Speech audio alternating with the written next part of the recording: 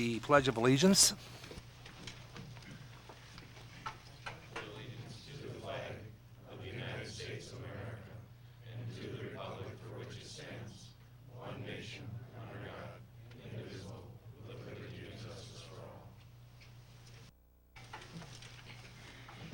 Roll call, Tracy. Arbogast. Here. Garnis. Here. Gisselbeck. Here. Heller. Here. Johnson. Here. Meisenheimer. Here. Solberg. Walder. Here. Wilson. Here. And York. Here. Thank you. Agenda item number 1 is a motion to approve the minutes of the City Council meeting held on November 20th of 2006. Is there a motion? So moved by Alderman Heller. Is there a second? Seconded by Alderman Solberg. Are there any additions or corrections? If not, then all those in favor say aye. Aye. Opposed? Motion carried. Item number 2 is proposed resolution of necessity for 2007 street improvement projects. Dave, will begin with the public hearing with you. Good evening. I passed out earlier today a map showing the location of the 5 different areas that we have petitions for alley and street improvements. There are 4 of them for alley improvements and 1 for street improvement. What I'll do is go through what these one at a time and explain where the project is and what percentage we have on the petition that have signed the petition, and then open it up for any comments by the public, and then you can take action at the end of it if that's the way you would like to do it. So you're going to go through each one, and then after that, then we'll have the public comment? Yeah, after each one, we'll allow for public comment on the one that I introduced. Okay, very good. The first one is 701A. This is a 10-foot wide alley from 7th Avenue North to 9th Avenue North between 7th Street East and 8th Street East. We have a petition that 59% of the property frontage signed off on is wanting the project. Is there anyone in the audience to speak to Project A?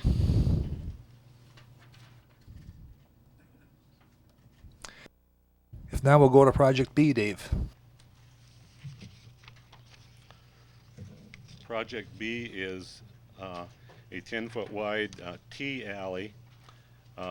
This alley is between Highland Boulevard and 12th Avenue North, and it's between North Broadway and North Maple.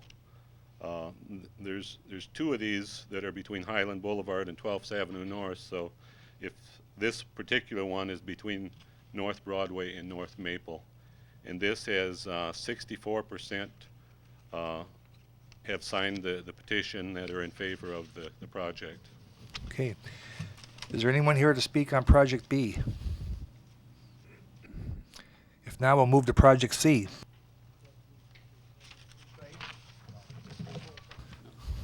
Yes.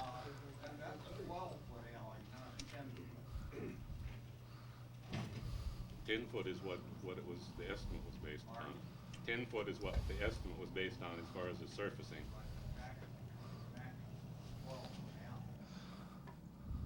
That's probably the right-of-way width, but 10 foot is the width of the asphalt that we were going to put in. Is that for Project B?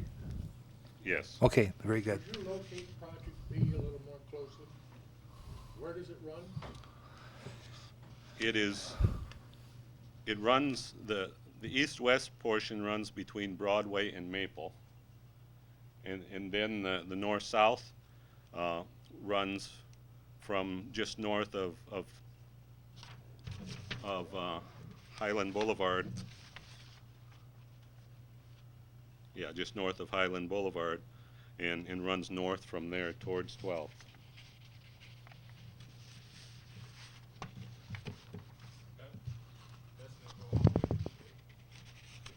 It runs up to 12th, yes.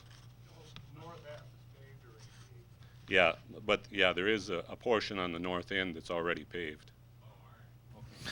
Okay. Now, is that in the first block It starts at Maple and goes to Broadway is the one, the east-west portion of it.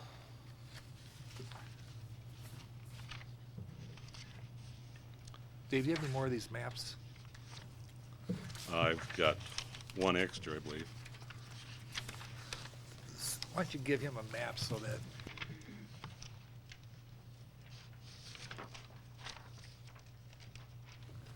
Thank you, Herb. Anyone else wish to speak on Project B? If not, then we'll move to Project C.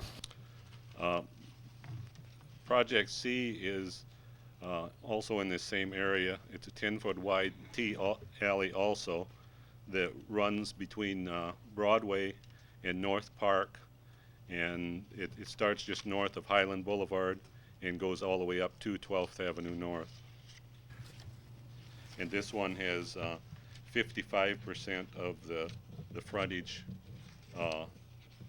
represented in the petition as being in favor of it. Okay, is there anyone here to speak on Project C? Just come on forward if you like, sir, and identify yourself. My name is Gene Yeager. I live at 1111 North Broadway. I would speak on behalf of myself and 4 other homeowners that would speak against this project. I know my name is on the petition. I thought at the time that I signed it, it was only to gather more information. I didn't realize that by signing my name, I was saying I want this project to go forward. And as I said, we have 4 other homeowners behind me here that would not be in favor of it going forward. They also signed the petition? I can't speak to that necessarily. I did not sign it. I'm Chuck Shamans. Okay. I live at 1118 North Park, and my wife signed it, and we were under the same Assumption. assumption. Yeah. Okay. Yes, Dennis? I'm the one that took the petition around, and I was under the understanding that you were not obligated to be for it if you took that petition around. That's why these people were misinformed. Doesn't sound like anybody's really in favor of it then. Well, there was a few of us that, Thought you were? yeah, were for it, so then we got, talked to the city engineer, and he said to get a petition and have them sign it. It doesn't necessarily mean that they're for it, is what I was told. I see, okay. Very good, thank you. Anyone else? I live at 1114. I did not sign the petition.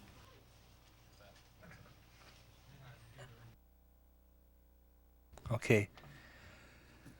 Dave? Is there anyone else in to speak to C? Dave, with the removal of those names, is that going to drop it below the 50% requirement? What were the names of the 2 that said they had signed it? Lallam, What? Lallam, Lallam? Marcy Lallam, I think, with Yeager. And Dennis, you also? Yeah, I signed it. But I mean, Took it around. you didn't want it to go through either. I mean, you're not, you are in favor of it? Yeah, I've got a garage in the back there. Okay.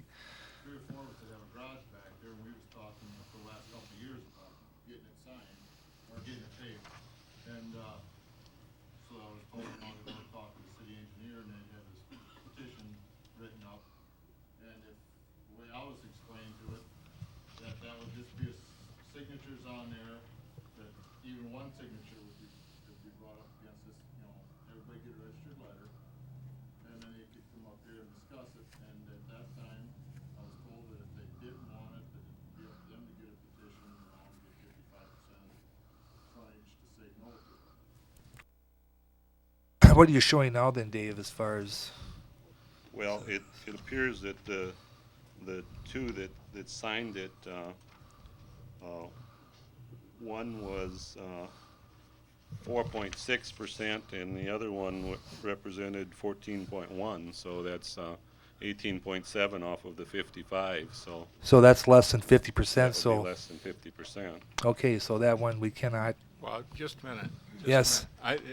Historically, that alley has been a problem, troublesome mess up there, and I been called a half a dozen times by the property owners up there to fix potholes and what have you. And I think Mike Rye could probably better explain what the problem with the alley is up there. It'd be a real good, project, I would think, to get that paved and so you don't have people driving through mud holes half the time. The problem with that is not in the church.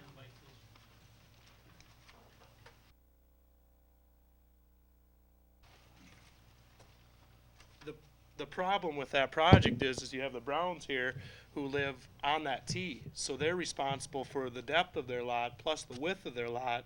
Well, for them, that's a major expense. I mean, for me, it doesn't matter to me one way or the other. Because like Dennis lives next door to me, he uses it, I understand it, I'll pay, I mean, if everybody's in for it, I wouldn't be opposed to it necessarily.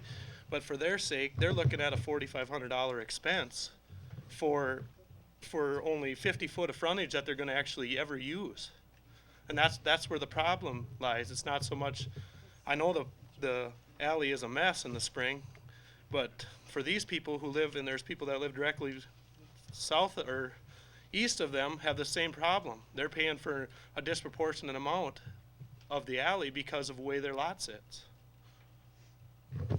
I don't know how to get around that, at this time, but, maybe something can be worked out like they did out to the lake. We'll see. Okay, is there anyone else to speak to C? If not, yeah, Simply say that I'm in that same boat, the 14-some%.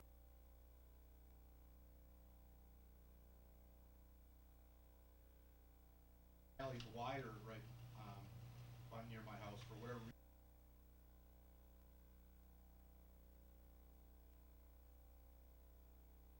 And that's just, I can't justify that right now. okay, thank you. It's also the same boat that I'm in. I'm adjacent with him at 1114, and it's just too much money, and for owning as much property as we own.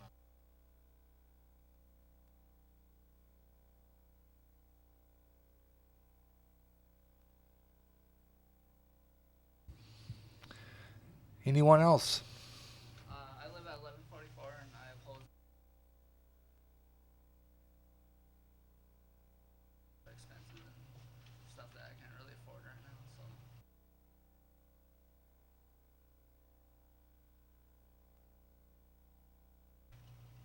Anyone else? So I guess my question is that if we are 55% did not get meet, where do we stand after tonight? Stan, where is the issue on this? Dave, can you refresh my memory with regard to where we are with the numbers? If the council did approve this, no matter what the percentage is, the property owners still have the option of bringing in a petition. I believe it's within 20 days of the publication of the minutes of this, of the publication of the resolution, a petition that has 55% of the property owners sign that they don't want it and they kill the project. Very good, thank you. Thank you. Okay, Is there any way you could do the same thing that they did on Maple Street, say like for Dennis is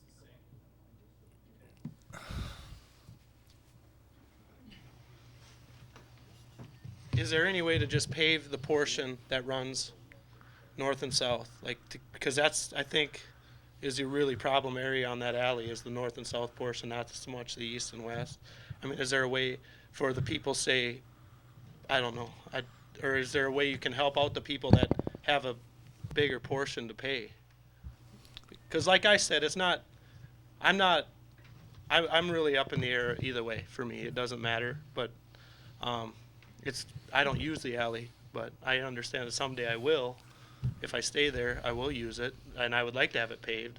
But I'm here more for my neighbors because I signed the petition not knowing, or my wife signed the petition, like Dennis said, we were under the assumption it was just kind of a thing or a fact finder thing, or bring it in front of the board, whatever. We didn't realize that we were putting our name to something that was yes or no. okay. Just one more short comment, Mayor. I don't think anybody wants to push this down somebody else's throat, but knowing the problem up there, and I think all of us, all of you in the neighborhood understand the problem. you either fix it with asphalt or it's going back to the same old way it's been historically for the past 10 years or so. So I don't know. It's up to you folks to decide. And if you don't want it, you don't want it. Period. In regards to the question, Dave, as far as just doing the up and down part of it instead of the T in that, is there any way that can just be done? Only part of it? I guess I don't know without doing a survey as far as what kind of drainage issues we create by doing that. Because we run the water all down to the T portion there, and I don't know, it has to go out to one direction. And I don't know whether we could make it fit exactly and do the drainage, get the drainage to work properly. I see. Okay, thank you. Anyone else to speak to C again? Project C? Okay, we'll move on to number D. Dave? I had a lady here that didn't realize on A that she was on the project, and is wondering whether you could go back to A and let her speak on behalf Sure. of her property. Yep. I have two large lots in the alley between 7th and 9th Avenue Northeast. And it'll be a real hardship for me, I'm a widow, if that is to be paved. I have two, they're large lots. I have 84 foot it would be. And I did not sign the petition when they came around with it. And I don't know how many of my other neighbors did. I have no idea. There's no vacant lots in between 7th and 9th. It's all built up. Ma'am, could you identify yourself, please? I'm Wilma Olvin. And, but as I say, it will be a real hardship Yeah. for me, but if it has to be, it has to be. I'll have to go with it. Mrs. Alvin, David said that there was 59% of the people signed that abutted the alley project approving it. I heard, So, well, there's quite a few garages that have access to it. I don't even have a garage, but I understand. Sure. what has to be, has to be. Thank you, Mrs. Alvin. Thank you very much.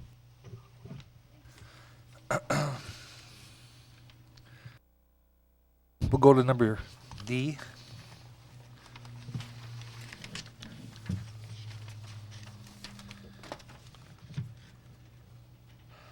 D is a 12-foot wide alley from 2nd Avenue South to 3rd Avenue South between South Broadway and 1st Street West.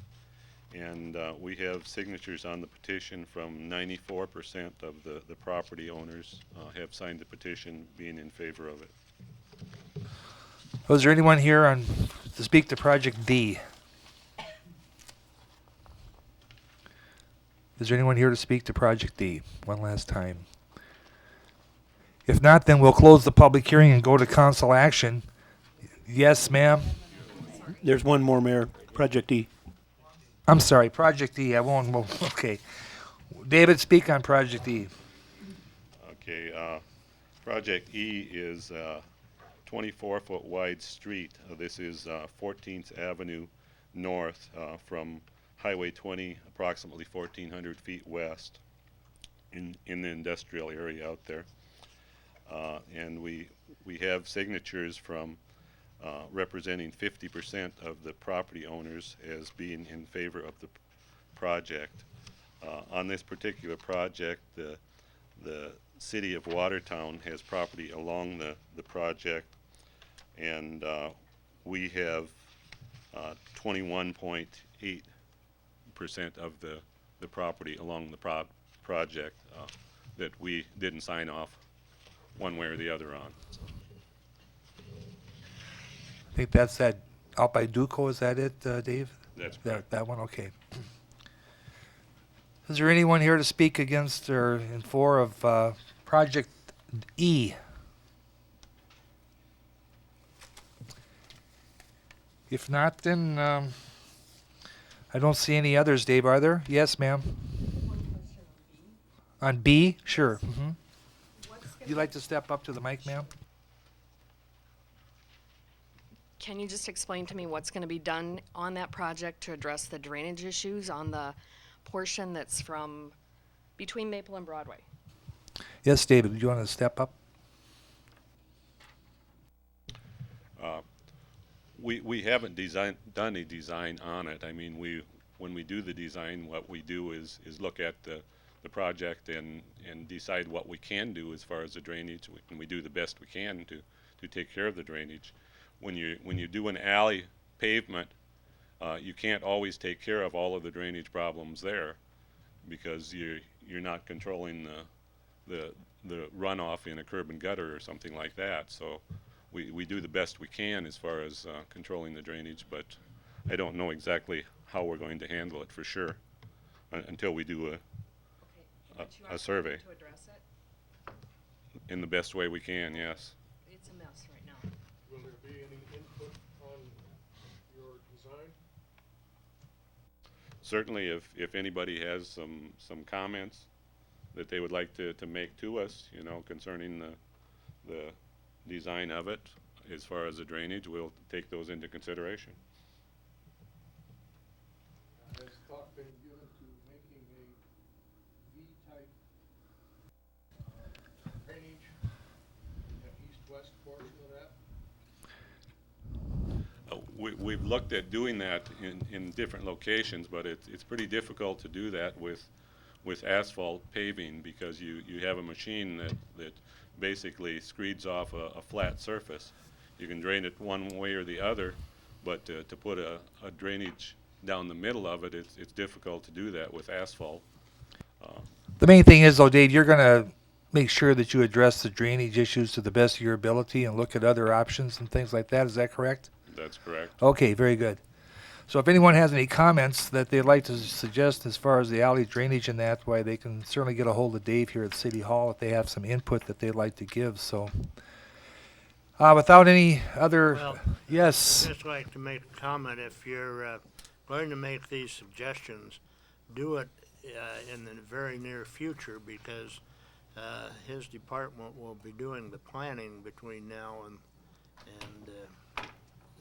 the next paving season.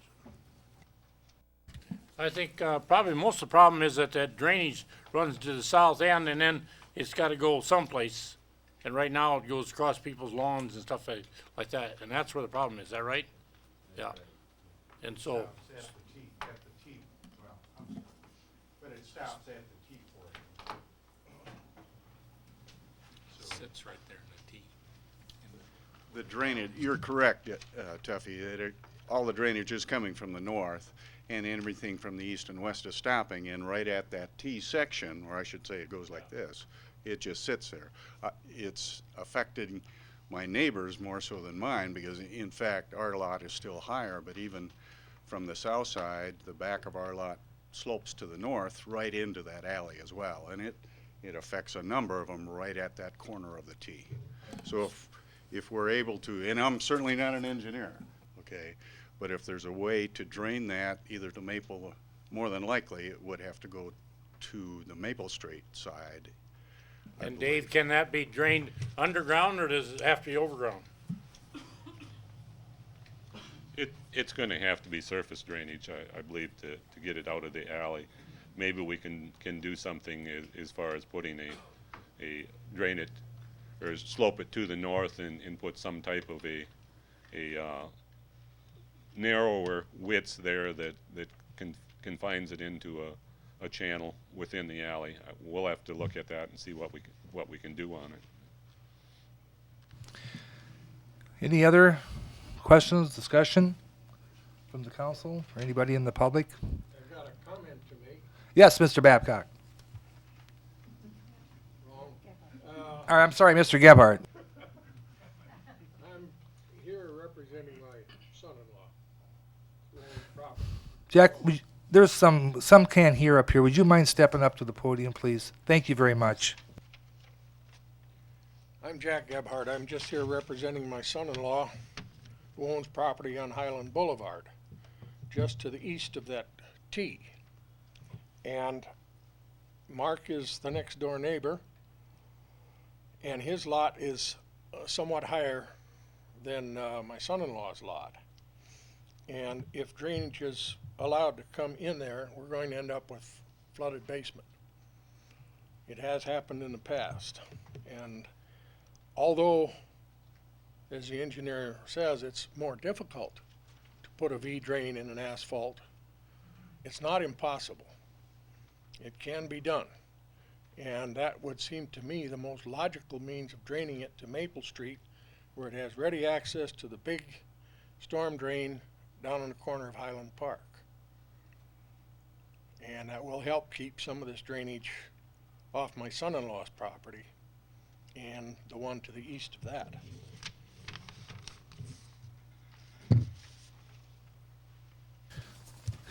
Anyone else that'd like to speak?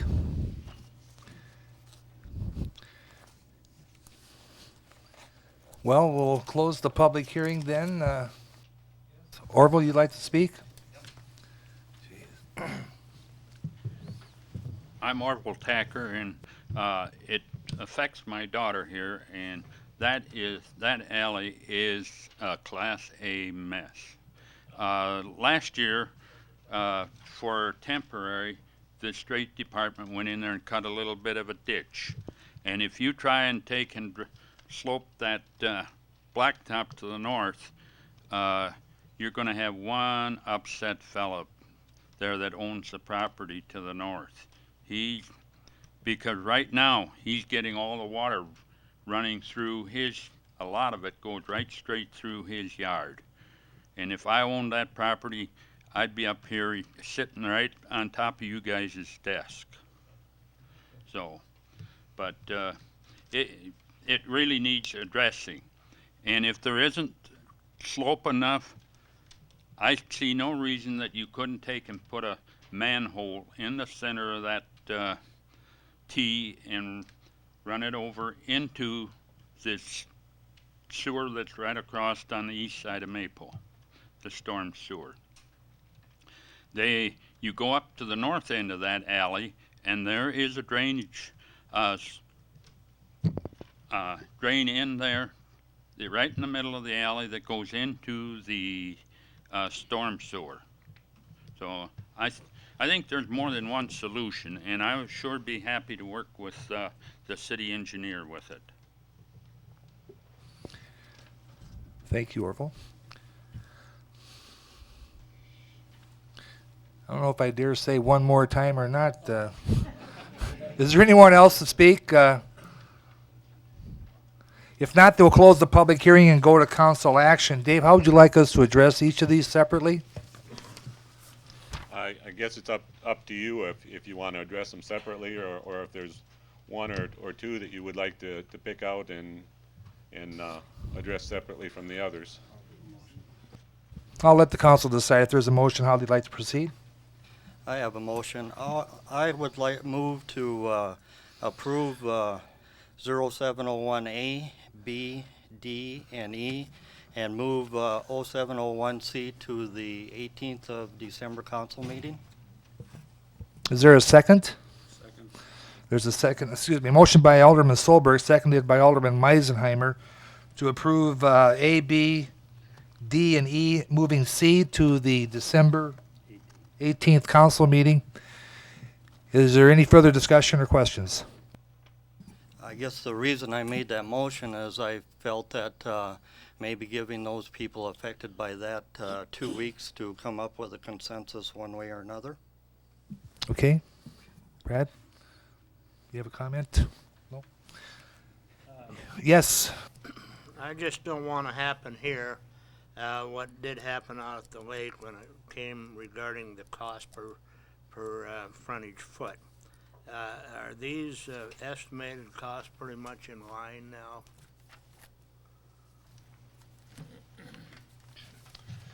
I mean, they're the best we can do with what we had with bids last year, and they're in line with what the costs were for last year's. I don't know whether they're going to change any additional this year or not, but last year we saw a rise in the prices, and we have estimated the low end being based upon the price from last year, and the high end being a couple dollars higher than what it was last year per linear foot. So that's the way we came up with it. I think if you look at Project E, that probably gives you a fairly good idea where we fell in terms of Cutts Avenue out the lake. Those prices are actually above where Cutts Avenue ended up on Project E.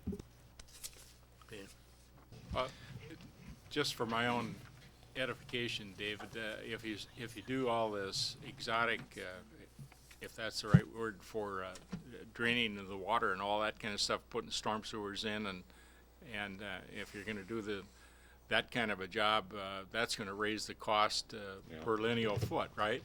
Right. I mean, these are based upon putting in an alley that's 10 foot wide. We're not. It's not based on doing any special work, as far as forming that into a valley down the center of it, or it's not based upon any storm sewer. So any of those things will add to the costs. Dave, when the exact bids come in, do these folks have an opportunity to hear their exact price and then change their minds, or is it final at that point? They have that opportunity. The council can reject that portion of the bid if they would so choose at that time. And that's usually towards spring, right? When the bids are in and firm price? It's generally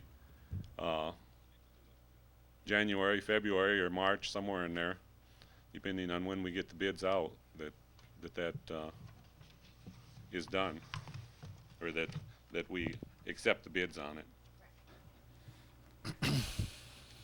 Any other council people for comment? If not, then all those in favor say aye. Aye. Opposed? Motion carried. Thank you all very much for coming and speaking tonight, and thank you, Dave. Moving on to item number 2 is the application for renewal of alcoholic beverage licenses and Sunday liquor sales for 2007.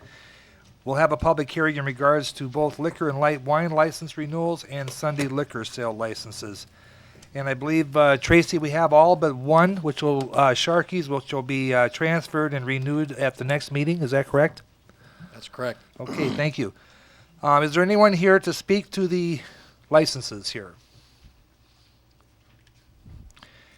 If not, we'll close the public hearing and then go to council action, beginning with liquor and light wine license renewals. Is there a motion to approve those? So moved by Alderman Meisenheimer. Is there a second? Second. Second by Alderman Heller. Any further questions or discussion? If not, all those in favor say aye. Aye.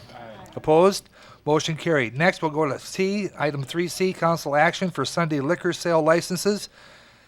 May I have a motion to approve those? So moved by Alderman Solberg. Is there a second? Second. Second by Alderman Johnson. Any questions or discussion? If not, all those in favor say aye. Aye. Opposed? Motion carried.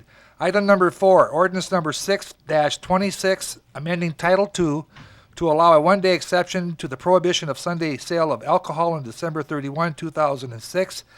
Stan will begin with the second reading and then council action. Stan? Well, Mayor, as the title you just read implies, it will, if adopted, if approved, this ordinance would allow that one-day exception to the prohibition on Sunday sales. It was obviously at your direction that I prepared the ordinance that's before you, and tonight this is the public hearing portion, so if there's anybody to speak to it, the time has come to vote. Is there anyone here that wishes to speak to the issue? If not, we'll close the public hearing and go to council action. Is there a motion to approve ordinance 6-26? I make a motion to deny it. There's a motion to deny 06-26. Is there a second? The denial has failed in lack of a second. Is there a motion then to approve 06-26? There's a motion by Alderman Heller. Is there a second? Seconded by Alderman Solberg. Any further questions or discussion? Mr. Mayor, I just wanted Yes. to, in respect to Councilman Giselbeck's motion, I was on his side when we first started this. There have been absolutely no interest from the community. I even tried to spark some interest and did some calling. Everybody seems to understand it's a one-day thing and that it's something that we just have to accept whether we want to or not. And I'd like to comment too, I've not had one call in regards to it, so And I guess I had one comment that I talked to Chief Vitek, and she feels there's no difference whether we pass it or deny it. She doesn't feel it's a safety issue one way or another. So I just wanted to bring that up. Any other comments? Yes. Any other comments from the council? If not, then all those in favor say aye. Opposed? No. Okay, we should take roll call vote, please. Okay, on the motion to approve ordinance number 06-26, we'll begin with Mrs. Walter. Yes. Wilson, Yes. York, Yes. Arbogast, No. Garnos, Yes. Gisselbeck, No. Heller, Yes. Johnson, Yes. Meisenheimer, Yes. and Mr. Solberg. Count 8 in favor and 2 opposed. Motion passed. Thank you. Moving on to item number 5. We'll begin as an ordinance number 06-27, amending the zoning district boundaries by rezoning Northridge 7th and 10th additions from an R3 multifamily residential to a C2 local commercial district. And begin with the second reading. And Sarah? An ordinance amending zoning district boundaries by rezoning certain real property from R3 multifamily residential district to C2 local commercial district. We'll begin with the public hearing. And Sarah, I guess we'll begin with you. Okay. This proposed rezone was initiated by the Plan Commission, and it is for property. There are 2 parcels, Northridge 7th Edition, which is owned by Dr. Moran, and he has an ophthalmologist clinic there, and Northridge 10th Edition, which is owned by Good Samaritan Sioux Valley Health Systems, and there's an assisted living facility there. It's located north of 14th Avenue North and east of 7th Street East, right on the corner there. I can bring that up on a map for you here.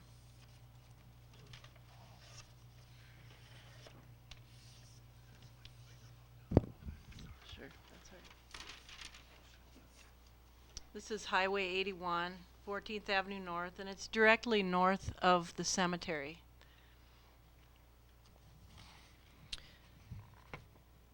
The uses that are currently there would fit within the C2 zone. They also fit within the special exceptions in an R3 zone. I think that the Plan Commission is bringing this forward because of conversations with the property owner for Northridge 10th, where the assisted living facility is. Multiple uses on a residential lot are not allowed, and they are allowed on commercial. So they would like to have multiple uses. And the C2 zone would fit within the neighborhood uses. If you can imagine traveling from Highway 81 over to this site. We start out on the corner of Highway 81 and 14th Avenue North. There's a gas station, the Cowboy store, liquor store, restaurant. Next to that is a car wash. Next to that is a clinic. Then there's an empty lot which the city owns for drainage purposes, and that will never be built on. And then an empty lot which is zone C2. All of those properties have commercial zoning, either C2 or C3. And then we have 7th Street East and these 2 properties. And these 2 properties are zoned R3, but they'd be contiguous from across the street with this commercial zoning. The existing structures would conform to the height and placement requirements for the C2 zone, so we wouldn't be creating any non-conforming buildings or anything like that. The staff supports the rezone. Very good. Is there anyone here to speak to the issue also? If not, then we'll go close the public hearing and go to council action. May I have a motion then for approval of ordinance 06-27? So moved by Alderman Giselbeck. Is there a second? Second. Seconded by Alderman Wilson. Any further questions or discussion? If not, all those in favor say aye. Aye. Opposed? Motion carried. Thank you, Sarah. Item number 6 is consideration of bids for the following items. We begin with the ambulance for the fire department. Mike? Good evening. We opened bids on the 27th of November. There was 3 bids awarded or submitted for our new ambulance. A bid from North Central Ambulance for $110,962, allowing $4,000 trade-in on the existing ambulance for a total of $106,962. Another bid from M&T Fire Safety out of Hartford, South Dakota for $99,910, allowing $1,500 trade-in for a total of $98,410, and then a final bid from Wheeled Coach for $101,324, offering no trade-in on the ambulance for a total of $101,324. They also offered a 2006, but our bids required a 2007 ambulance. Excuse me. I would like to request at this time to grant the bid to M&T Fire and Safety for $98,410. We have $99,000 set aside for this ambulance. Thank you, Mike. Is there a motion for the approval of that? I'll make that motion. Motion by Alderwoman Arbogast. Is there a second? Seconded by Alderwoman Walder. Any further questions or discussion? Just a question. Yes. On the ambulance that we're trading in for $1,500, is there anything else we can do with that ambulance? Give it to We can somebody certainly else? set it aside and put it on possibly on surplus auction. If we had room for it, it wouldn't be bad to keep it as a backup, but we really have no available space for it at this point. Our smaller communities don't want it around us, or? We really haven't checked into it. This is truly the ambulance that every time it goes out the door, it goes to the body or the mechanic I see. thereafter. So it Okay. really is a very expensive piece of equipment. So. Okay. Any other questions or discussion? I guess we do need to be clear whether we're awarding the contract with or without bid. I'm not sure if Mike's indicated if he had a recommendation in that regard or not. I guess my recommendation was go ahead and trade it in. Is the traded in okay? All right. And I believe that's what those motions was requiring too. Is that correct? Okay. Yeah, we're good to go there. All those in favor then say aye. Aye. Opposed? Motion carried. Thank you, Mike. Thank you. Tracy, item B, is there anything we need to do there? I will just let you know that we have started the process to re-advertise for bids. There was just a miscommunication regarding the deadline for the bids, and that's, as I understand it, the reason that we did not receive any. So we are anticipating receiving bids in the near future for police cars. Thank you, Tracy. Going on to C, 2007 supply of petroleum products and street maintenance materials and supplies. Dave? Good evening.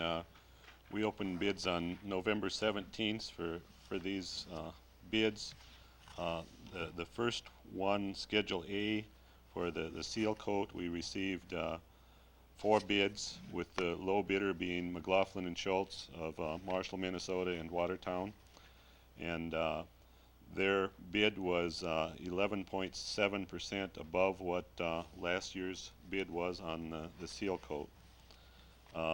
Schedule B of that, we received 1 bid from also from McLaughlin Schultz, and their milling was 2.9% above last year. Tack coat was 11.8%, and the asphalt overlay was 21.5%. The other 3 items were the same as what they bid last year. We received no bids on the concrete work, as we haven't received any bids in the past years either. This comes to you with the recommendation from the Public Works Committee for approval of the low bids. That was from McLaughlin and Schultz, then, Dave? Yes. Okay. Is there a motion then for that effect? So moved by Alderwoman Walder. Is there a second? Seconded by Alderman Wilson. Any further questions or discussion? Yes. Yes. These increases are built into those alley costs, right? No, they aren't. I mean, we didn't have these bids, at the time we prepared those estimates. I mean, we increased them above what they were, but we didn't take this into consideration. I think it goes back to saying what we said before, was that when these bids come in, and that the council is going to have the opportunity to reject the bids if they're too high in that. So if we feel we don't want to do it because of their extreme cost increase, why that's up to the council then to just reject them all. Well, again, I would urge Dave that you contact at least the leadership on these petitions to advise them that the costs are going to be higher because of this bid letting. Well, I'm not sure that they will be based upon this bid letting, because we had an increase in the last one. We bid these normally before we bid the overlay or the street and alley projects. So I think we saw an increase last year in those. So I don't know whether these would reflect the increase, the same increase. Any other questions or discussion? If not, then all those in favor say aye. Opposed? Motion carried. Thank you, Dave. Item number 7 is budget amendments for the 2006 city budget. Tracy? We didn't complete the. I'm sorry, Dave. I heard you talking about milling and seal coat and asphalt concrete. Go ahead. We'll go ahead. Number D is the contract for seal coat, asphalt, concrete, and milling and concrete construction. I think they just got flip-flopped. Dave already Okay. covered item D, and that's Yeah. what you approved. We'll have to go back up to Yes, item I- C now for the other street materials. Okay. I'm sorry about the confusion there. That's sorry. My mistake also. So we have approved D. We're going to be approving C, which is the petroleum products and street maintenance materials and supplies. Is that correct? That's correct. And we want to award that to McLaughlin Schultz? Excuse me, who are we awarding that to again, Dave? Well, I haven't gone through the. Oh, okay, I'm sorry. Go ahead. The results of the bid on that particular one yet. On the item C, the petroleum products, the street maintenance materials and supplies, on the first bid on it was for the hot mix and cold mix asphalt. We received one bid that didn't have bid security along with it, and it's been the recommendation of our city attorney that we reject that portion of the bid. The second item on it was the emulsified asphalt. We received 2 bids on that, with the low bidder being Flint Hills Resources of Marshall, Minnesota.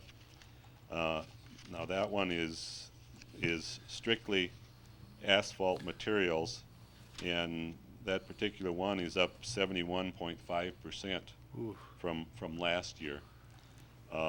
We typically don't, we haven't bought any of this material. We have just been bidding it so that we have a bid if we need it to do some seal coating. Most of the seal coating we do under the contract, but we just bid it so we have oil in case we want to do some seal coating. So the recommendation was to, of the Public Works Committee, was to award that to Flint Hills Resources. The third item was the pit run, crushed rock, rock chips, and pea gravel. That again, we only received one bid, and they didn't have bid security. So it's recommended that by the Public Works that and the city attorney that we reject that bid also and rebid items 1 and items 3. The next bid is for the gasoline and diesel fuel. The item 1 on that was unleaded gasoline, and that's up 10 cents from a gallon from last year. The 10% ethanol is up 14 cents. The E85 is up 10 cents. We received no bids on the premium unleaded or the number 1 diesel. Number 2 diesel is up 4 cents from last year, and the 50-50 blend, we received no bids. The biodiesel blend is up 4 cents from last year, and the Public Works Committee recommended approval of that to the low bidder, or the only bidder, Sioux Valley Co-op of Watertown. The next item was salt and calcium chloride. we received 3 bids on the salt, the low bidder being Ristvet Trucking from Watertown, and their bid is up $2 a ton from last year. The second item on that is the calcium chloride. We received 2 bids on that, with the low bidder being Univar USA of St. Paul, Minnesota, and their bid is down $1.25 a ton from last year. And the recommendation of the Public Works Committee was award to the low bidder on both of those. The next item was cutting edges, and we had 2 bidders, and each of them had some low items on that they were the low items on. It varied from an increase of 12.2% from last year down to a reduction of 6.7% from last year on individual items. And it was a recommendation of the Public Works Committee to award it each one of these items to the lowest bidder. Those 2 bidders being Tractor Salvage and Welding of Sioux Falls and Michael Todd and Company of Omaha. The next item was manhole frames and covers, and we received no bids on those items. Next item was joint sealant. We received 2 bids, with the low bidder being Brock White of Sioux Falls, and on the item 1 they were up 6.8%, and alternate to item 1 they were up 10%. Recommendation was for approval of the award to the low bidders, or the low bidder. The last item was culvert pipe, sanitary sewer pipe, and manhole bases and sections. We just received 1 bid from Cretex Concrete Products of Rapid City, and although it's not listed in here, we have a separate attachment, and it turns out that all of their items are up 5% from what they were last year. It was recommended by the Public Works that be awarded to Cretex Concrete. So in conclusion, Dave, In you'd like to put that in a motion, or would you like for us to approve? I guess I'd like to have you reject the items 1 and items 3, and to approve the award of all of the remaining items to the low bidders. So moved. So moved by Alderman Johnson. Is there a second? Seconded by Alderman Garno. Is there any further discussion or questions? If not, all those in favor say aye. Aye. Opposed? Motion carried. Thank you very much, Dave. Moving on to item number 7, budget amendments for 2006 city budget. Tracy? Thank you. First item is the first reading of ordinance 0628, providing a supplemental appropriation, and that will relate to the general fund, the Park and Recreation Fund, Recreation Center Fund, Capital Improvement, 911 Fund, and the Event Center Fund. And because this is first reading, I do want to take a few minutes and go through this, at least touch on some of the more significant changes. But before I do that, I want to point out three changes that have come in and will be needed to be made before we proceed on this. The first one is under the police department. There's a small item proposed there under their awards and indemnities. They did today just receive another donation, a grant from Walmart Corporation for $1,000, and they'd like to appropriate that money so that rather than $200 would be $1,200. And on the second page of this ordinance, first of all, under the Community Rec Center, which is about the 4th or 5th item or so from the bottom, on the second page, the equipment maintenance account, John has asked that be supplemented by $5,950 rather than the $1,950 that you have on the draft before you. And the last change that I want to touch on is, or point out, is the very last item there under the Event Center Project Fund. I would ask that you increase that to an amount of $50,000, and I will explain in a minute just what that appropriation is for. Again, recapping on some of the highlights here, and please feel free to interrupt me if you've got any questions on any of this as I go through it. But the one common item that you'll see in a number of departments is a request to supplement the fuel budgets, and that's a reflection of the increases that we saw in fuel costs last year or throughout 2006. But the total of all of those changes for fuel costs is an increase of a little over $62,000. So you can see some as we go through here. You'll see in the different departments how much each department is requesting for fuel. But the significance, I guess, is that the total of all of those fuel additions is a little over $62,000. Another reason some of these accounts need to be supplemented has to do with additional revenues that were generated by the departments. And as an example, about the third item on the list there, consultant services within the police department budget, $8,005. That relates to some training that the police department coordinated and sponsored, and the costs associated with that for the speaker and so forth, and the room rent and all the costs associated with it came out of the police department budget, but those costs were recouped by registration fees. So the $8,000 that you see as a supplement to their budget was offset by revenue generated as a result of that activity, and that's true in a number of cases. If the department, in the police department, for example, received donations for Camp Chance, in order to get that money legally appropriated, we need to go through the supplemental appropriation process. So that's why you see some of these items such as that on the appropriation ordinance or on the supplemental ordinance.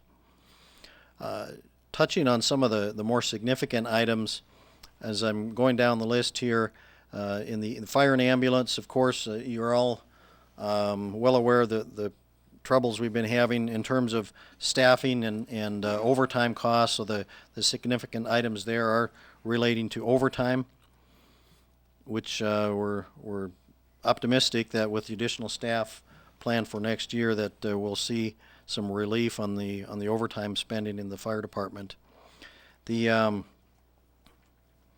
Under the street department, just a couple of comments I want to make. The first two items there for the machinery and equipment rental and construction materials, those costs, both items that amount to about $15,000, relate to the unanticipated project that the street department undertook to fill in a cavity under the street right outside of the Bob Wagner's law office. I think many of you are familiar with that. Those of you on Public Works are certainly familiar with that. So that gives you an idea of what the street department spent on that particular project. And again, it's necessary to supplement their budget, as they certainly didn't anticipate that at the start of the year. The next significant item in the street department is the street improvements for $93,700. That's the amount that all of the street and alley projects that were done this year came to that $93,700. And we do this through the supplemental appropriation because, as you know, we've already set the budget for next year, and tonight we're holding the hearings on what street and alley assessment projects we're going to do next year. So we don't have any way of knowing at the time the budget is adopted just which projects will be petitioned for, and even if we did, we wouldn't know what those projects would cost. So that $93,000 supplements the street department budget to pay for those special assessment projects, and of course the city recoups those costs through the assessment process. The last item on the first page that I want to touch on is the $25,000 supplement for transferring to the rec center, and that is should be no surprise as well for the council that relates to the negotiated extension to the agreement between the rec center and the Boys and Girls Club. Initially, the amount budgeted in the rec center as a subsidy or payment to the Boys and Girls Club was $150,000. Ultimately, when the negotiations were done, the agreed upon payment for this year was $175,000. Any question on the first page at all before I move on? The second page, under probably the most significant item here, has to do with the Family Aquatic Center. There's a series of accounts there that you'll see being supplemented. All of those total up to a little over $70,000. And that, of course, as you're well aware, the Aquatic Center it was the first year the Aquatic Center was in operation. So the budget for that was adopted as construction was proceeding was simply our best guess at that point. The good news, of course, is that the revenue generated by the Aquatic Center also came in far over estimate. In fact, it was almost $82,000 more than estimated. So the excess revenue or revenue over estimate that was collected will more than offset the amount that's being supplemented here for the Family Aquatic Center. Under the softball baseball complex, I just want to point out the maintenance of the $6,500 is for netting repairs. Almost $6,000 of that was paid for with FEMA dollars that were received as a result of the ice storm that we had about a year ago. And then this, of course, when springtime came, they made the repairs to the netting at Cook Complex. Ball field improvements, moving down the list there at the park system, almost $15,000 of ball field improvements. All of those improvements were paid for by the Watertown Baseball Association. So there again is another instance where additional revenues were provided to the city, but to appropriate those dollars once they are received and formally give the authority to spend those dollars, they need to be added to this supplemental ordinance. Moving down to the Community Rec Center, the $25,000, I touched on that a moment ago. That money flows through the Community Rec Center fund budget, or at least it does yet in 2006. You might recall as we worked through the 2007 budget process, we've simplified that a little bit so those payments will no longer go through the rec center in the future. The Derby Downs sewer system, that was simply a case where the project costs came in over what had been estimated, so that requires a supplement of $13,800. The E911 computer equipment and software, that was a project that the council had given their authority to proceed with, replacing the ALI controllers in the 911 dispatch center. That was approved last spring, and this is just kind of a housekeeping, formally appropriating those dollars prior to the end of our budget year. And the last item on the event center, and we've got another agenda item coming up a little bit later in the meeting requesting the closeout of the event center fund. But in order to do that, in order to move money from one fund to another, the council does need to appropriate that. And by increasing, initially when we approved the budget for 2006, we anticipated we'd have about $750,000 remaining in the event center fund. As it turns out, it'll be closer to $800,000. So we need to bump that up in order to move that money back into our capital improvement fund. So it's kind of that one is a little bit of an odd item. Money isn't getting spent, it's just simply moving from one account to another, but state law requires us to appropriate those kinds of transactions. So, any questions at all on this? Again, this is first reading, so you're not asked for any action. At our next meeting, this will be beyond second reading, and you will be asked to approve it. And at that time, we'll also have a list of state and federal grant funds that were received during 2006 by the various city departments, and we'll formally appropriate those dollars as well for those grants that were not anticipated in the original budget. And there are a number of them. Any questions for Tracy? Very good. We'll move on then to item number B under 7, the transfer of appropriations of $1,300 within the BB sales tax fund. Tracy? Thank you. This does come with the recommendation from the Finance Committee for approval to transfer. In essence, what this would do is reimburse the Urban Renewal Board approximately $1,300 for the cost of watering the Uptown flowers. There is about $2,000 left in the budget account where we purchase the flowers that are planted along Highway 81. The Urban Renewal Board approached the committee about getting reimbursed for the watering expenses. They hire a part-time person in the summer, and the committee authorized or recommended the council that the $1,300 be transferred, budget transfer be made, and the Urban Renewal Board be reimbursed. Thank you, Tracy. Is there a motion to that effect, please? So moved by Alderman Garnos. Is there a second? Second. Seconded by Alderman Solberg. Is there any further questions or discussion? If not, all those in favor say aye. Opposed? Motion carried. Item number 8 is the authorization to close the Event Center Project Fund, number 502. Tracy? Thank you. Again, the law requires me to get authority from the council to close out a fund if there are balances remaining. At this point, we expect that all the costs associated with the event center project have been paid. There's one outstanding issue to resolve relative to some trees that failed. However, I think we can deal with that even if after the fund is closed out.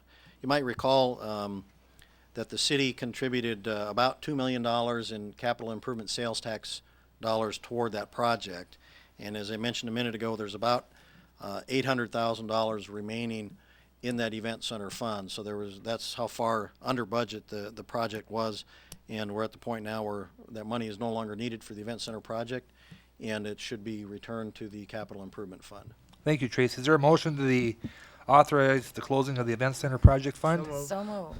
So moved by Alderman Garnis and seconded by Alderwoman York. Any questions or discussion? If not, all those in favor say aye. Aye. Opposed? Motion carried. Item number 9 is the fire department matters, beginning with a motion to declare support for the creation of a rural fire district. And Mike? Good evening again.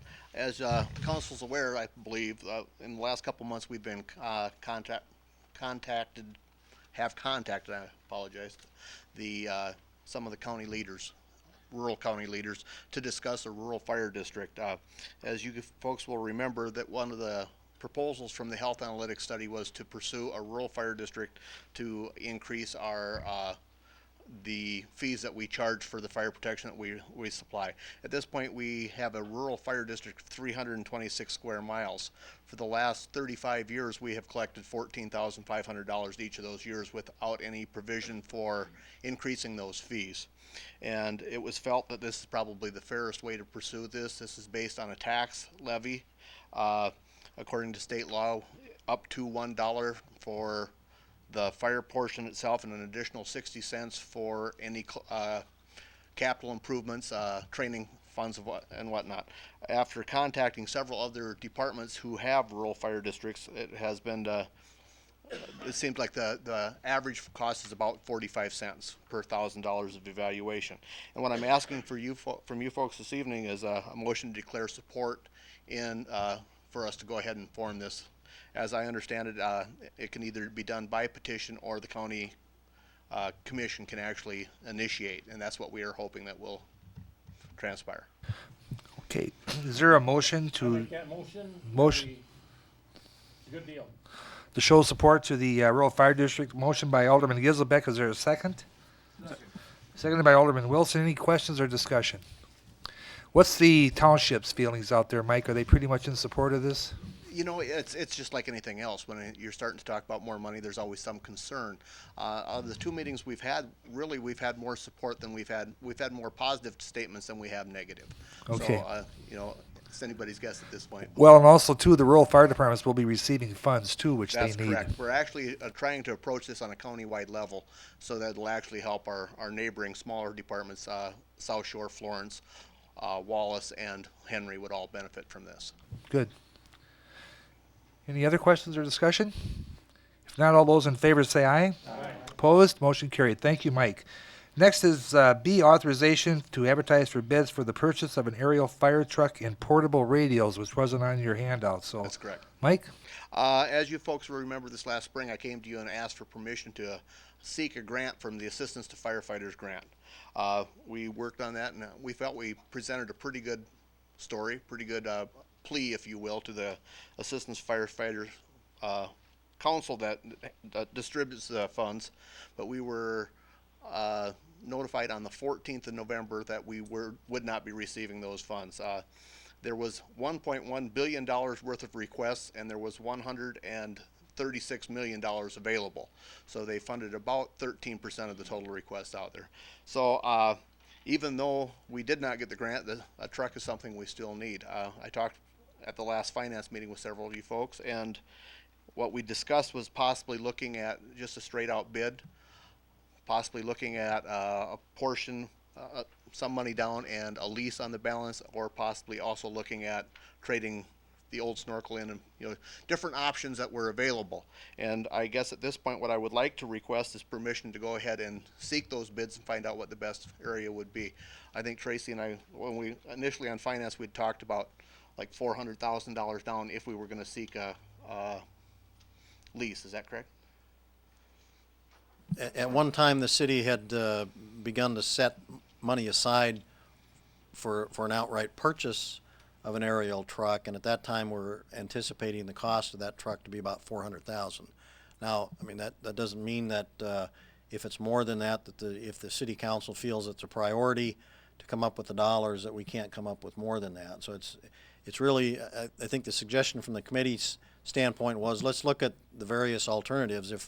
If we can put it out for bids with several options from the city's standpoint, either as an outright purchase, as a lease purchase agreement, or maybe something else, some other possible alternative that we might come up with, then we'll have everything we need to make the decision as to what's in the best financial interest of the city. And the information on the portable radios, Mike, did you want to say anything about those? Yeah, it's actually not the portable radios. What we were looking for, well, I guess initially we had actually talked to the finance about that also. In our first capital improvement, during the budgeting period, we had requested 8 portable radios, but because of some money we were able to receive through the DOJ grant, we were able to pick 4 of those up. And what I would like to do is take the money from 4 of the 8 that has been appropriated and buy analog radios so that every member of the fire department will have a radio. These would be radios that they could take home with them in the event that we had a big event. We could put out a page, if you will, for lack of a better word, a page, just hopefully that we could get more people in. And at this point, about 99.9% of the radio traffic we use at this point is analog. Okay. And then the only other item I had, and I apologize for that, we missed heat cameras or thermal imaging cameras. They are on the capital improvement program, but they are going to be over 25,000 or over 15,000, so they will need to be bid. And I'd also like to ask permission to seek bids on those. That's money that we had to believe we have $26,100 appropriated for thermal imaging cameras, and I need to seek bids on those. Would you want, Tracy, each of those be held separately? You can certainly handle them all in one motion if you'd like. Okay. Council, what would you like to do on the motion? Make the motion that we authorize bids on the items we just discussed. Is there a second? Second. Seconded by Alderman Wilson. Any further questions or discussion? If not, all those in favor say aye. Aye. Opposed? Motion carried. Thank you, Mike. Next, we'll go to item number C, C1, authorization for the mayor to sign the agreement with Wellmark. Again, Mike. Okay, we were contacted by Wellmark Insurance Company about 2 months ago to ask if we would be interested in basically partnering with them. What it boils down to with this agreement, people who carry Wellmark insurance, if we are in this agreement with Wellmark, rather than them sending money for ambulance fees to the patient and they in turn turning around and paying us, Wellmark would pay us directly. We've visited with both Stanton and Tracy and looked it over and really couldn't find any major loopholes in it. It appeared to be a pretty good deal. It eliminates one step, and Patty would love it if you guys would consider that because it eliminates one more step for her. It's a smart thing to do, I think so. Is there a motion for that approval? So moved by Alderman Giselbeck. Is there a second? Second. Seconded by Alderwoman York. Any further discussion? If not, all those in favor say aye. Aye. Opposed? Motion carried. Thank you, Mike. Next is the item number 2 has been withdrawn. Item number 3 of C is approval of policy regarding write-off of uncollectible ambulance accounts. Tracy. Thank you. I'll address that. When they were here and issued their report last summer, our auditors recommended that we change the policy and procedures regarding the write-off of uncollectible accounts, and that primarily relates to ambulance accounts, but it really relates to any accounts that the city might write off as uncollectible. The present policy for uncollectible ambulance accounts to be written off only after the mayor and the finance officer have given their approval. The accounts to be written off are submitted in writing by the fire chief, and they're sent to the finance office. I review them, sign off on them, forward them to the mayor signs off, and then the list is returned to the fire department where the patient account balances are adjusted accordingly. So that's our current process. State law, however, requires that the governing body, the city council, approve any accounts to be written off for purposes that they cannot be collected. Therefore, our policy will will need to change in order to ensure that our procedures do comply with state law, and that was the exception that the auditors took. If this policy is approved by the council tonight, from this date forward, then accounts to be written off as uncollectible will be placed on the council's agenda to receive the required approval. One ticklish area with ambulance accounts in particular is that in order to comply with the federal privacy requirements relative to patient privacy, the list of amounts to be written off that will be provided to the council and which will appear in the minutes will include account numbers and amounts only and not patients' names. The names, of course, will remain in the billing system records and would certainly be available for the council to inspect if they felt a need to, but the minutes would not reflect the names of the patients. And that's kind of the solution that we've arrived at in terms of complying with state law, but at the same time yet complying with the federal privacy laws that we're obligated to follow. As I mentioned, this policy applies to accounts other than ambulance accounts as well that have been determined to be uncollectible. Now, we also handle a lot of adjustments to ambulance accounts that have to be adjusted to reflect allowable charges under Medicare and Medicaid and other federal reimbursement programs. And in our procedures, we've referred to those as write-offs, even though we're not writing them off because they're uncollectible. We're simply adjusting the charges to what Medicare or Medicaid will allow. And this type of an adjustment will continue to follow the same procedure. I don't believe it falls under the state law relating to uncollectible accounts, so our policy will be to continue to follow that same procedure for those adjustments. If there are any questions, I'd certainly try to answer them. If not, I would ask for your approval to change our policy to, as I've just described it, to have the council approve those uncollectible accounts written off. Thank you, Tracy. Is there a motion to that effect? So moved by Alderman Meisenheimer. Is there a second? Seconded by Alderwoman Walter. Any further questions or discussion? If not, all those in favor say aye. Aye. Opposed? Motion carried. Item number 10 is the library building project. A, authorization to advertise for bids for shelving. Mike? Thank you, Mr. Mayor and Council. We do have two items this evening. One is a request for bids to advertise for bids for the shelving. If we can deal with that one, then we'll go on to the change order. Is there a motion for the authorization to advertise for bids for shelving? So moved by Alderman Walter, seconded by Alderwoman Arbogast. Any questions? If not, all those in favor say aye. Aye. Opposed? Motion carried. Go ahead, Mike. Okay, on the change order, before the meeting, I put a copy of the change order that has been signed by the contractor and the architect. So this is the change order as it is.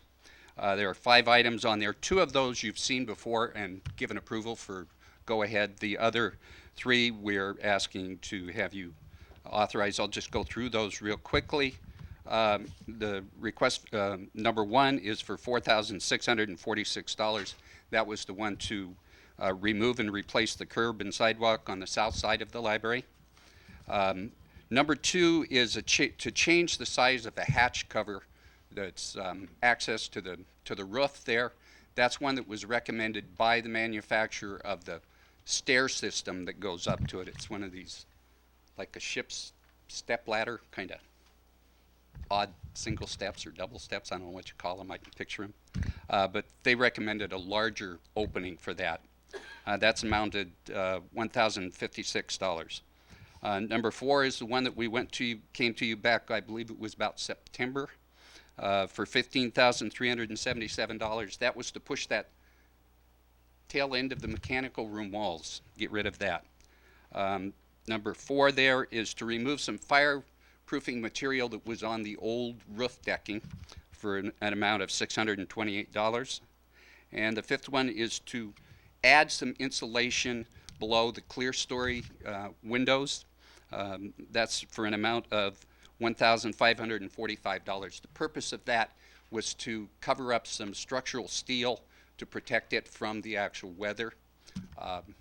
It was it was left out of the plans. We did check. This is we were assured by the architect that this is the amount that we would have been charged if it had been in there. But the total amount of that change order is $23,252. So moved. Okay, is there a motion then to approve the change order number 2 as 5 items? Motion by Alderman Johnson, is there a second? Seconded by Alderman Wilson. Any further questions or discussion? I guess I don't quite understand why it would have been left out. Oops. Someone. I know, but in- sometimes a $23,000 bid can make a difference in who gets the bid and who does not. No. The This is it's not 23,000. That's what The we're just the approving. portion, that's for the total change order. The thing that was left out was a section for, the dollar amount was $1,545. And what it was the windows as it was appeared in the architect's drawing, the clear story windows, there was a section down below that it appeared that it was covered with the insulation, but in reality what happened was the insulation came up to the structural steel beam, and they needed to cover that beam to protect the heat loss basically of the building, because that steel beam would have been exposed to the exterior of the building, drawing the heat from the interior. Oops is. Oops. Yeah. Yeah. Okay. Any other discussion or questions? All those in favor say aye. Opposed? Motion carried. Thank you, Mike. Next is the item number 11, a motion to authorize the finance officer to pay the 2007 workers' compensation insurance premium in the amount of $182,191. And Tracy? I don't really have much to add to that. Our workers' comp policy runs on a calendar year. Each year at this time, we ask the council for authorization to pay that. And so on the first business day of January, we will issue payment for the premium, and we're covered for the rest of the year. I will mention that the total premium is up fairly significantly from last year. However, that's almost entirely due to the additional staff that we've budgeted for next year. Is there a motion then to approve the premium payment? I'll make that motion. Motion by Alderwoman Arbogast. Is there a second? Seconded by Alderman Solberg. Any further questions or discussion? If not, all those in favor say aye. Opposed? Motion carried. Item number 12 is authorization for the mayor to sign an agreement with CH2M Hill for consultant services pertaining to the 2007 Stormwater Phase 2 compliance activities and landfill stormwater pollution prevention plan review. Rick? Thank you, Mayor, and good evening, ladies and gentlemen of the council. That title is quite a mouthful, wasn't it?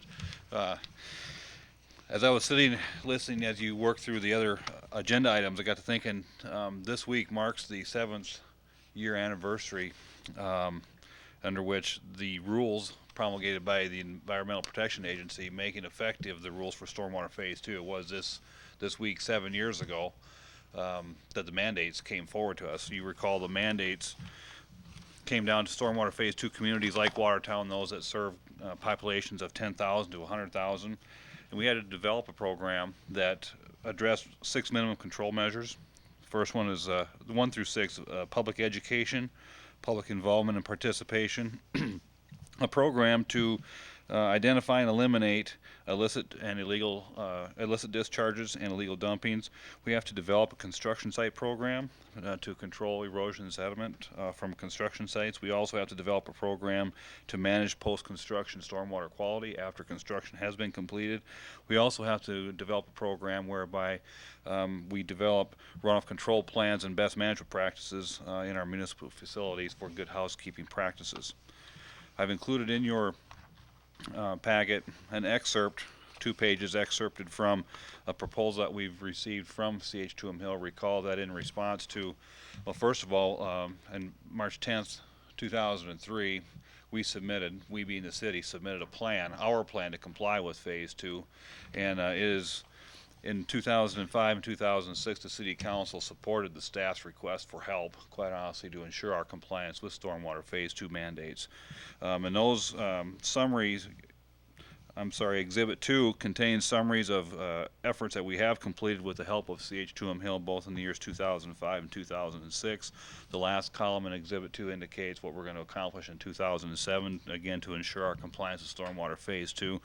Primary activities are going to include the drafting of a stormwater ordinance. It's going to be a standalone ordinance as we see it and project it right now, so we will see a dramatic change in our ordinance book. We will have some city staff training for inspections and enforcement, because we are mandated to become an enforcement agency, that being the city of Watertown is.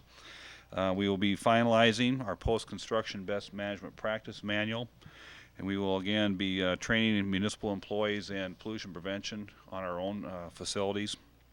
We will also be providing and completing facility runoff control plans for our leaf dump sites and our snow dump sites. We've already completed, or are in the process of completing runoff control plans for the street department, Bramble Park Zoo, the golf course, and there's one more park and rec facility that we're in the process of completing right now. Also note, though, it's not a stormwater phase 2 activity, but Mike Berger has visited with CH2M Hill as well, because he needs some help reviewing the landfill stormwater pollution prevention plan. That was actually a phase 1 requirement, whereas a lot of these others is phase 2. It's going to work best. We're going to save some money, in fact, by rolling those two scopes of work together, is what our consultant is telling us, so we certainly see an advantage there. The total contract amount is $65,000. We have budgeted that adequately in our stormwater portion of our budget, and I believe Mike, and if I speak incorrectly as I speak for him, he'll have to let me know that, but I think he has also budgeted on his behalf for that $5,600 to come out of his landfill budget. So this comes with the recommendation of the Public Works Committee on their November 28th meeting. Is there a motion for that approval? So moved by Alderman Garnos. Is there a second? Seconded by Alderwoman Walder. Any further questions or discussion? All those in favor say aye. Opposed? Motion carried. Thank you, Rick. Item number 13 is Planning and Zoning Administrative and Building Permit Fee Schedule Update.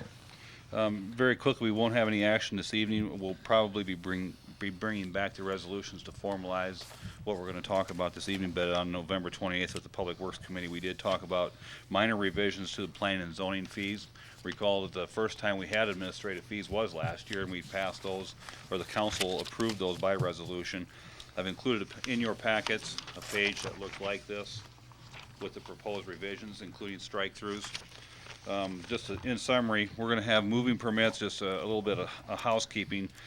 Whether it's a previously occupied structure or a brand new structure off a lot like Cashway Lumber, for example, the moving permits we're going to ask for is $25. We heard some feedback when we asked last year. The resolution that passed said that's worth $100, and we heard some feedback suggesting no, that went the wrong way and way too far. So we're suggesting to change back to $25 for those types of permitting activities. You'll note an accessory structure, the small tool sheds for moving those and actually placing them properly on the properties will remain at $20. We are asking the investigative fee for a preoccupied structure be placed at $100 instead of $150. We think that that's adequate in terms of the amount of effort that is required of staff. What that amounts to is our ordinance requires that the person, if a person is going to move in a home, for example, that's been previously occupied, whether it be 2 years or 20 years old, give the opportunity for the people within 300 feet, a radius of 300 feet of that location to which it's going to be located, an opportunity to provide feedback. Matter of fact, 75 or 100% of all adjacent landowners have to approve that facility coming in there. 75% of all landowners within 100 or 300 feet must approve that petition as well. So, and what we have to do is we have to go to the courthouse and identify who needs to sign off on that. So that's the reason for that change. Also note that we had visited in the past on a petition vacation to establish a fee for that equal to the other normal vacations for right-of-way and easements of $125 plus publication fees. It was also suggested, and the Public Works Committee recommended that we make a slight change in our administrative fee resolution such that we can deal with and visit with the Register of Deeds in terms of how we best recover and bill applicants for the actual filing and recording costs. So we'll bring that back to you in the form of a resolution at a subsequent meeting. Ken Buchholz also looked at our building permit fees. You recall we adopted a fee structure last year, very exactly the same as Sioux Falls, Brookings, and Mitchell. How we get there, how do we establish the valuation so that we know at what line we enter that fee structure? It has been a question. We thought we ought to take a look at that and review that. Ken Buchholz, our building official, contacted Sioux Falls, Brookings, Mitchell, Watertown, Aberdeen, and Yankton, and found that we're maybe a little bit low, but actually kind of right in the middle of all those 6 communities that I just visited. For example, Sioux Falls. Well, the example that Ken utilized was a 1,500 square foot house with an unfinished basement of that same amount and an attached garage 30 by 36. And those 6 communities, including Watertown, the permit cost would vary somewhere between $558 on the high end, $439 on the low end. Right now, we're right in the middle at $500.50 for permit fee. So we don't see and nor did the Public Works Committee see the need for a change at this point, but suggested that on an annual basis, starting in 2008, we kind of take a look at a consumer price index methodology of allowing those square foot valuation unit prices to be adjusted slightly every year. So with that, we'll bring back more information. Thank you, Rick, very much. Moving on to item number 14 is a motion to approve the bills and the payroll and authorize payment. Is there a motion, please? So moved. So moved by Alderwoman Arbogast. Is there a second? Seconded by Alderman Giselbeck. Any questions or discussion? If not, all those in favor say aye. Opposed? Motion carried. Next, we move to the open, and you should have a supplement agenda there. Beginning with item number 1 on the open is a acknowledgement notice of intent to conduct a raffle by the Habitat for Humanity of Greater Watertown Region. Is there a motion to acknowledge the raffle? So moved by Alderman Meisenheimer. Is there a second? Second. Seconded by Alderwoman York. All those in favor say aye. Aye. Opposed? Motion carried. Number 2 on the open is the authorization for the mayor to sign an agreement with New World Systems for computer-aided dispatch software, which is contingent upon a formal grant award. And Chief Vitek, you have some things to speak to this? I can certainly address Okay, that. Joe Tracy? asked me if I wouldn't do that. She's done it again, I guess. The best thing I can tell you is that she did receive word tonight or late this afternoon that the grant has been awarded.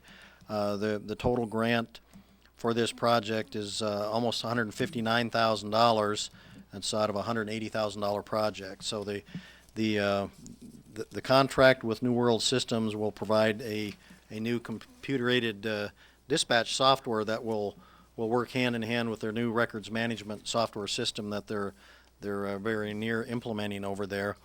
At one time, we had anticipated taking this project on or moving forward with this new CAD software in 2008 entirely with city funds out of the 911 surcharge revenues. And so rather than spend $180,000 in 2008, I believe it was, we're asking that you authorize, actually it'll come out of the 2007 budget for the E911 fund, about a little over $21,000 to accomplish that same project. So we're spending the money a little sooner, but we're not spending near as much. So. Okay, Tracy, could I have a motion for the authorization for the mayor to sign the agreement? So moved by Alderman Meisenheimer and seconded by Alderwoman Arbogast. Any further questions or discussion? You get the A for the day. Yep. Sounds good. Yes, very good, Chief Joe. All those in favor say aye. Aye. Opposed? Motion carried. Thank you. Item number 3 isn't listed on your agenda item, but it's Roby Creek request. And Herb? Thank you, Mayor and members of the council. This will be real quick. A couple months ago, I talked to you about the Roby Creek restoration project that the council, during the 2007 budget process, approved $100,000 for the aesthetic restorations of that area.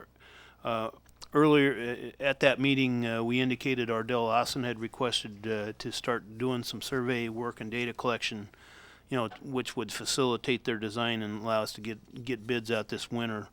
As a precaution, we decided that it was probably appropriate to go back to the affected landowners and meet with them and let them know how much of their backyards we were going to have to impact either permanently or temporarily to get that project in. We met with them on October 25th And honestly, since then, I've been waiting for their okay to proceed, which we now have. So I'd like to request a motion to approve a contingency transfer of $5,000 to allow Austin Engineering to proceed with surveying and data collection. A little colder now than it would have been a month ago, but they can still do that. So, Is there a motion to that effect?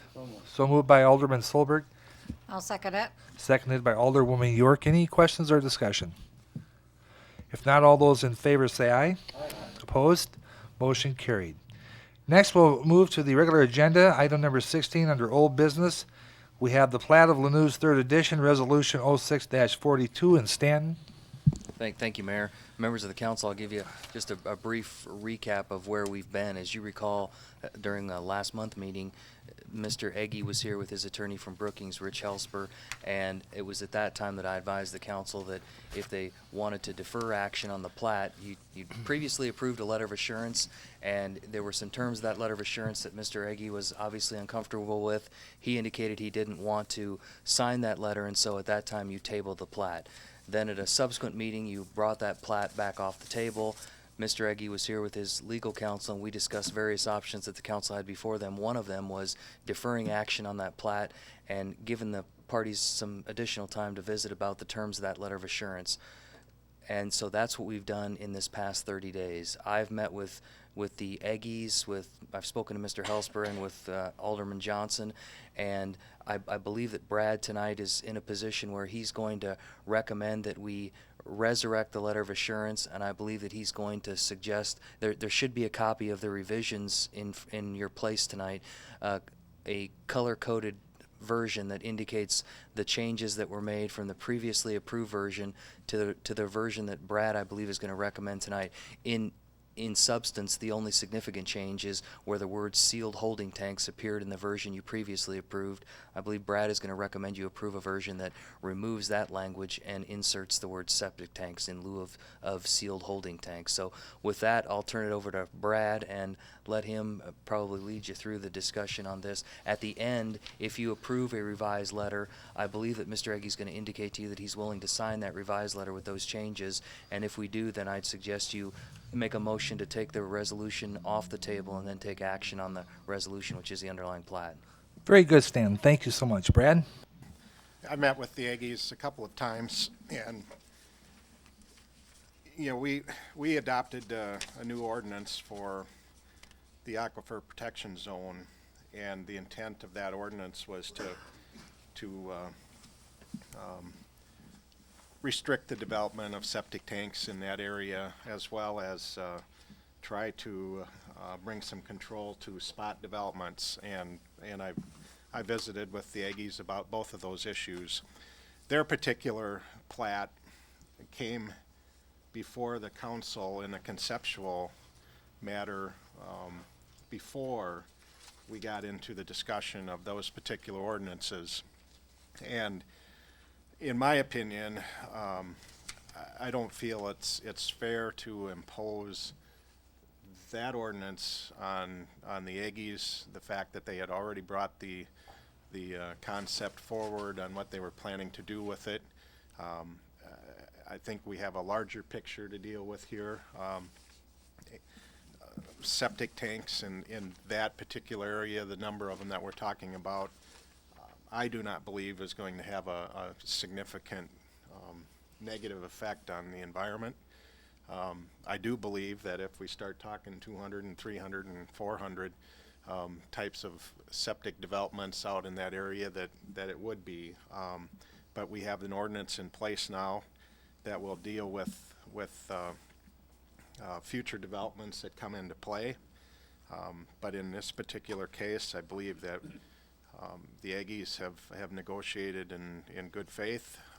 They've been pretty straightforward with things. They have agreed to just about everything that we've asked them to do. When we get to the point of their developments adjacent to the city, annexation, all those issues they've agreed to.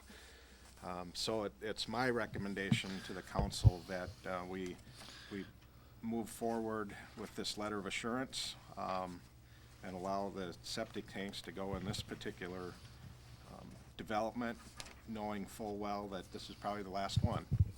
Very good. So there's been a motion to revise the previously approved letter of assurance by Alderman Johnson. Is there a second? Seconded by Alderman Solberg. Any further questions or discussion?